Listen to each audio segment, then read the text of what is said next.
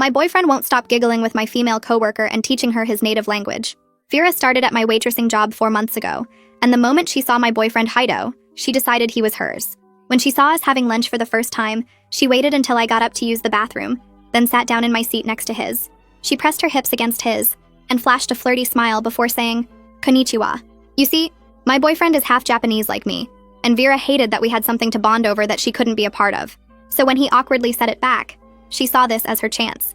She grabbed a pair of chopsticks and started trying to eat her noodles, complaining about whitewashed girls appropriating his beautiful culture, very obviously referring to me. When I came back from the bathroom, she told me to grab a chair, telling me I was welcome to join in on their conversation.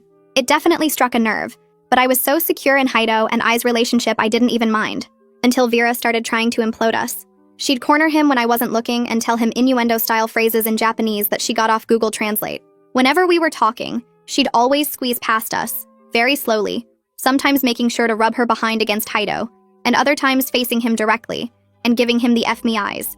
The thing that really made me mad was when she asked Haito to come teach her Japanese at her house after work. I was going to confront her there and then, but we were in the middle of a very busy service, and I told myself I'd do it right after. Big mistake. You see, at some point during service, these important Japanese businessmen came in for food.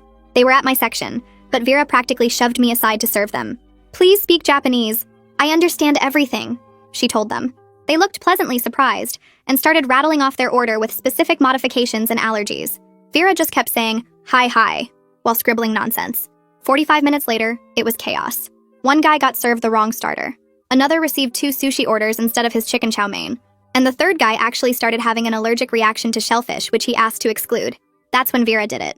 While Haido ran to get the EpiPen, she pointed at me and told her cousin, who was the manager, that I changed the order to sabotage her.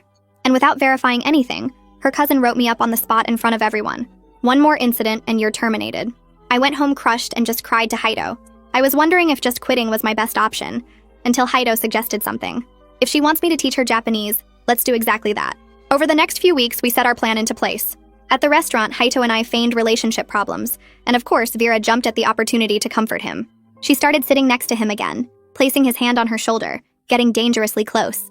And then Haito went for it. He offered to teach her Japanese. Not at her house, just here in the restaurant, but she jumped at it like SpongeBob hearing the Goofy Goober song. Before I knew it, they were in the back together, laughing at each other and grinning ear to ear. Haito was teaching her phrases, and she was listening to him with puppy eyes and repeating everything in the most seductive anime e-girl voice she could put on.